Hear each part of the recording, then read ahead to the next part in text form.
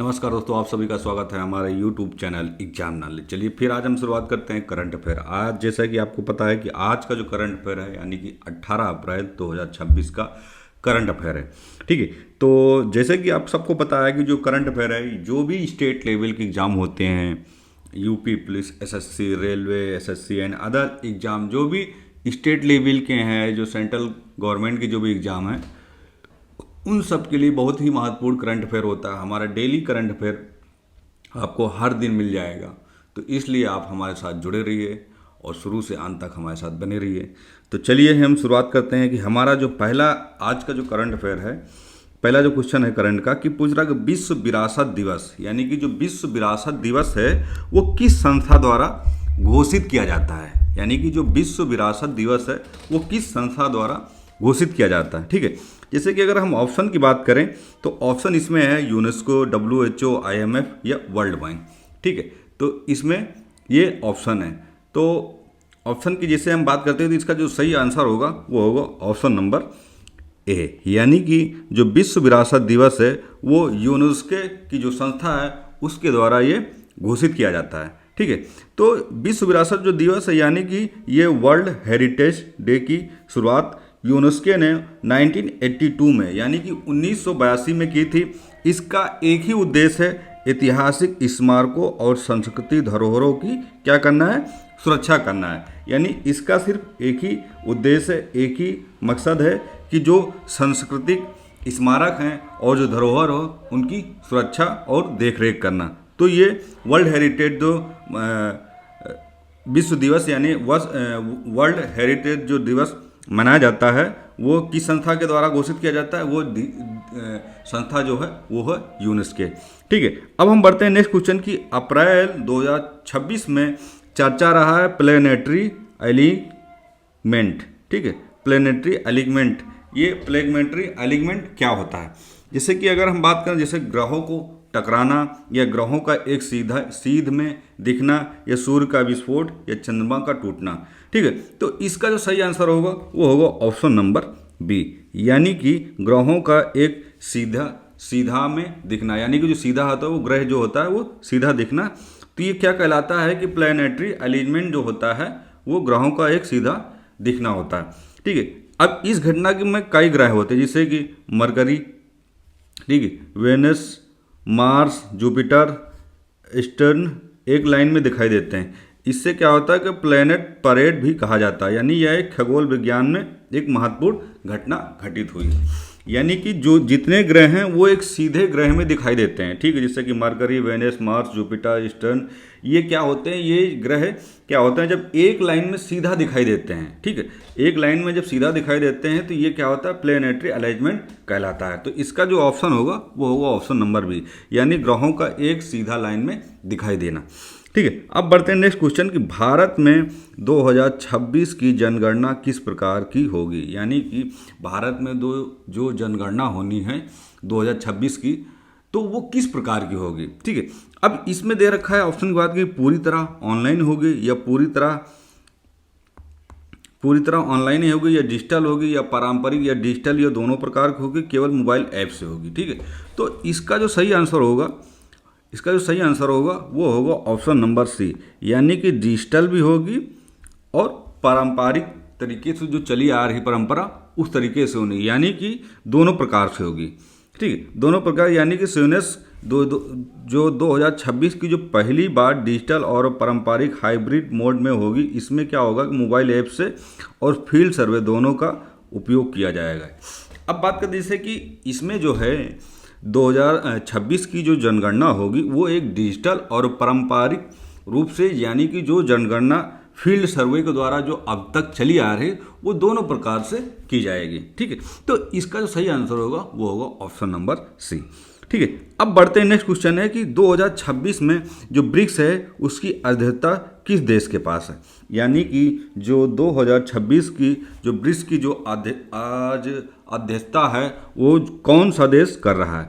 ठीक है, तो ऑप्शन जैसे कि चीन, रूस, भारत, ब्राज़ील। ठीक है, तो इसकी जो अध्यक्षता है वो कौन कर रहा है, वो कर रहा है भारत, यानी कि ऑप्शन नंबर सी। यानी कि 2026 की जो ब्रिक्स की जो अध्यक्षता होगी वो होगी भारत के पास। ठीक, यानी कि ब्रिक्स एक अंतर्राष्ट्रीय समूह है जो 2026 में इसकी अध्यक्षता जो है वो भारत के पास है। भारत इस साल शिखर सम्मेलन का भी आयोजित करेगा, यानी कि इस बार जो शिखर सम्मेलन का जो आयोजन होगा वो कौन करेगा, वो भारत करेगा, क्योंकि भारत जो है इसकी अध्यक्षता कर रहा है। ठीक है, तो अब हम बढ़ते हैं नेक्स्ट क्वेश्चन जो है कि फ्लिपकार्ट ने हाल ही में किस नए क्षेत्र में प्रवेश करने की एक योजना बनाई है। अब जैसे सबको पता है कि जो फ्लिपकार्ट कंपनी है ये ई कॉमर्स बेस है, यानी कि यहाँ पर ऑनलाइन शॉपिंग वगैरह होती है। तो फ्लिपकार्ट में अभी तक ऑनलाइन शॉपिंग होती थी, अब उसमें वेजिटेबल्स वगैरह जो भी fruit dry fruit A to Z सारी चीज़ें उस पर हम मिलने लगी। लेकिन अभी इसने क्या किया है कि एक और नए क्षेत्र में प्रवेश किया है। ठीक है, तो कौन सा क्षेत्र है, जैसे कि हम बात करते हैं बैंकिंग, टिकट बुकिंग, शिक्षा, हेल्थ। ठीक है, इसने क्या किया है कि जो नए क्षेत्र में प्रवेश किया है वो किया है टिकट बुकिंग, यानी कि अब क्या होगा कि फ्लिपकार्ट के माध्यम से भी आप टिकट की बुकिंग कर सकेंगे। ठीक है, यानी कि आप फ्लिपकार्ट के माध्यम से भी क्या करेंगे, टिकट की बुकिंग कर सकेंगे। ठीक है, यानी कि फ्लिपकार्ट अब मूवी इवेंट के टिकट सेक्टर में भी उतरने की योजना बना रहा है, जिससे क्या होगा, बुक माई शो जैसी कंपनियों की प्रतिस्पर्धा मिलेगी। ठीक है, यानी कि फ्लिपकार्ट कंपनी जो है अब वो टिकट बुकिंग की भी प्रवेश में योजना बना लिया है, वो आप टिकट बुकिंग भी आपको फ्लिपकार्ट के माध्यम से मिल जाया करेगी।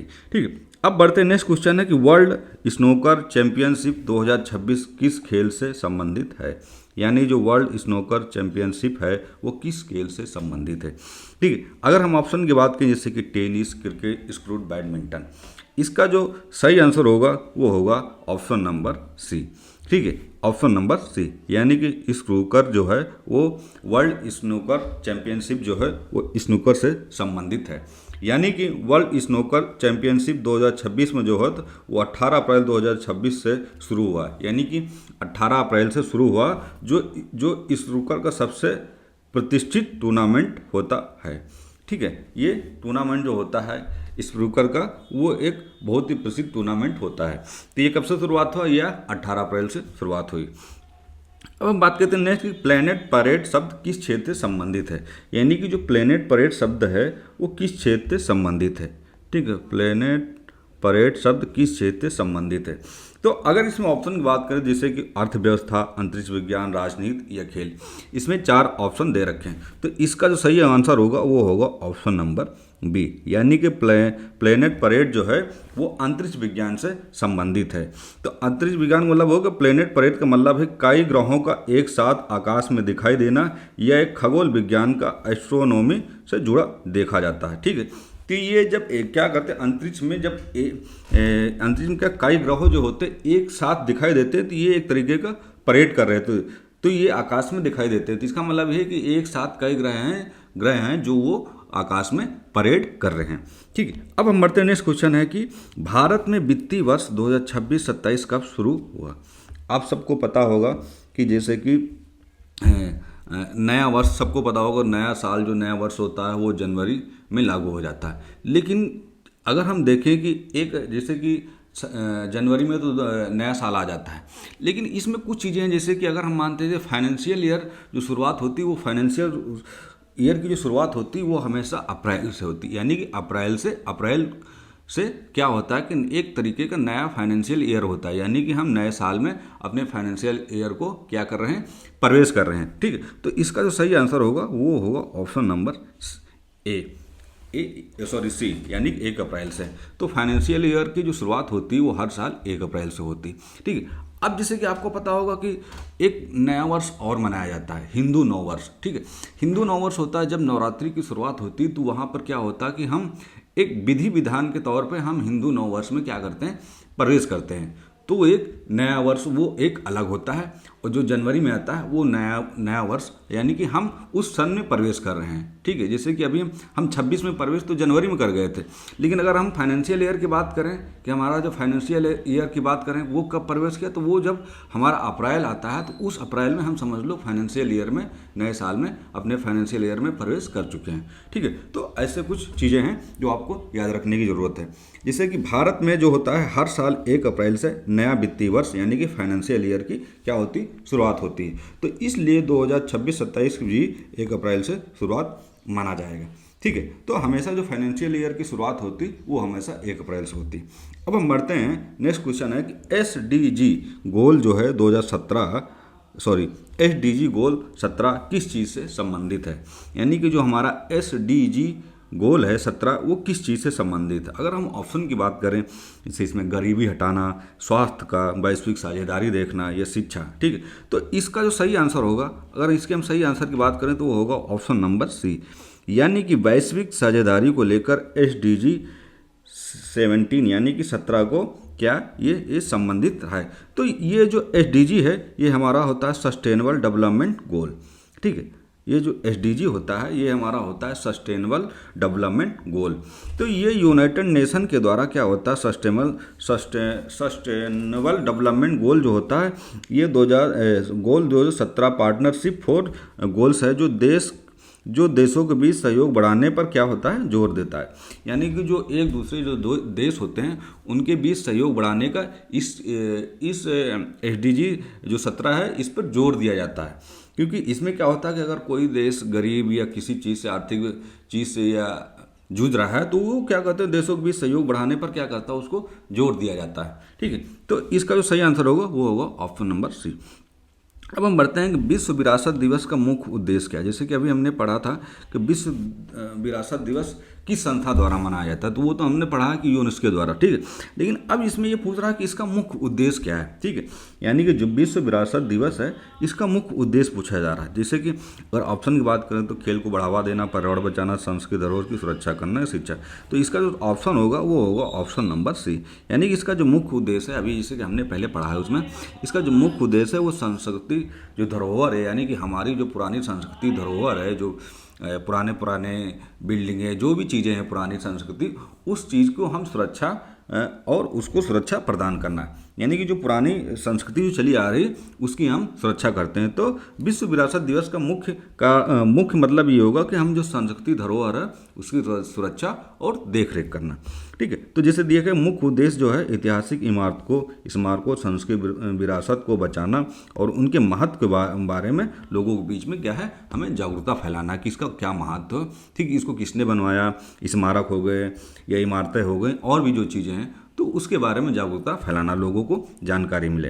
अब हम बात करते हैं कि जो 2026 की जो जनगणना है वो पहली बार में क्या जोड़ा गया। यानी कि इस बार जो जनगणना होने जा रही है 2026 की, तो इसमें ऐसा क्या है जो पहली बार जोड़ा गया है। ठीक है, इसमें जो जोड़ा गया है वो एक मोबाइल ऐप डेटा है। ठीक है, ये जो इसमें जो जोड़ा गया, जैसे कि अभी हमने बात किया था इससे पहले कि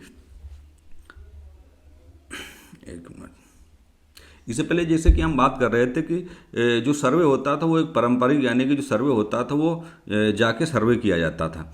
लेकिन अब क्या है कि यहाँ पर सर्वे क्या होता है कि अब इसमें एक डिजिटल के माध्यम से भी सर्वे कराया जा रहा है। ठीक है, डिजिटल के माध्यम से भी सर्वे कराया जा रहा है, यानी कि ये जो है एक डिजिटल डेटा संग्रह भी है।